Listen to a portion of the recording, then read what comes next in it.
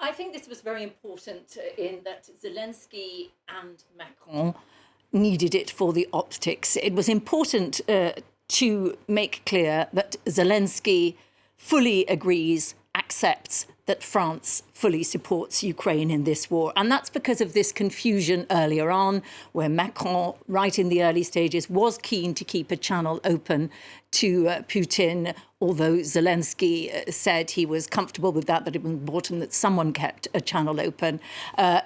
Earlier on, Macron also said, let's be careful not to see Russia humiliated.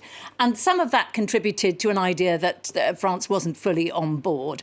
Macron, according to Zelensky, has changed since then and wants to be clearly seen to be on the side of Ukraine. France has always been on Ukraine's side in that it has sent weapons, but it has been a little less vocal about condemning Putin, certainly earlier on. So very important for the optics for both sides. Zelensky needs to make it clear that he understands Macron is fully on board, and Macron needs to make it clear to everybody that France is fully behind Ukraine. So we had Zelensky receiving the Grand Cross of the Légion d'honneur.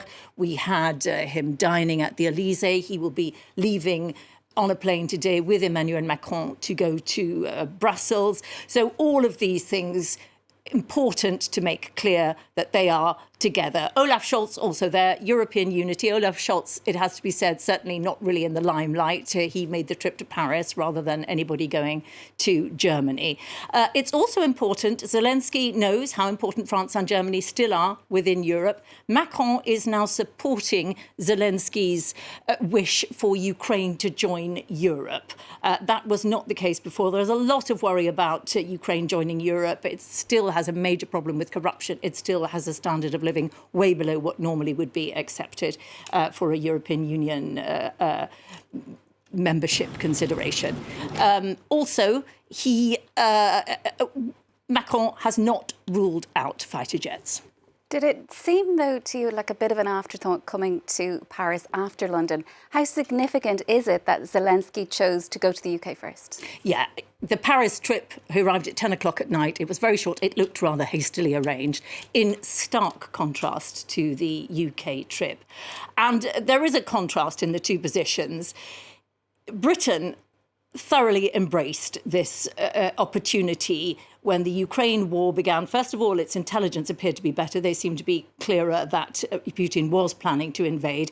But also, Britain is very keen to show that it is a global player and not in retreat after Brexit. And Boris Johnson, who of course was Prime Minister when this war began, it really captures his imagination. There's very much of, Churchillian parallels here. He liked this idea. It really captured his imagination, and he embraced this narrative of Ukraine against big Russia. And so Britain has been very firm in its support of Ukraine right from the beginning. Zelensky really recognises that. He also gains from that narrative. He frequently talks about it.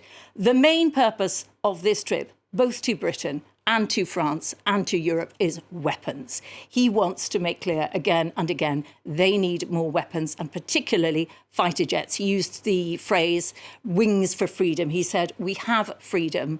We need wings to protect it. They want fighter jets if they can, and he made that very clear on his visit to London yesterday. He also met Prince Charles. There was a lot of ceremony. It was not a hastily arranged visit at all. It was a lot of ceremony around it, and it was a big deal for Britain and a big deal for Zelensky. And in Brussels later, he's going to be talking about EU membership, Ukraine's bid to join the bloc. What can we expect to come from that? Well, there are two things he might do in Brussels. It's unclear because for security reasons, we don't know the exact timetable, obviously. He is expected to go to the summit. Now, that's really important because he can directly answer the questions of the European leaders as they discuss where next they wish to go in help for Ukraine. So he can directly feed into that discussion. That is vital. If he speaks to the European Parliament, which is also expected, that will be much more about him using his charisma, his enormous charisma, to make a real impact on those MEPs, to make them feel they are living a moment in history and they must be on the right side of it. He will try to touch them. A couple of MPs yesterday, after he spoke in England in Westminster Hall, said that it was very moving. You had him bathed in the sunlight of the stained glass windows where those stained glass windows showed soldiers who died in the previous 2 world wars. And he's very good at these optics. He's very good at stirring people's emotions. And that will be his aim if he talks to Parliament. And above all, again, weapons, fighter jets. And we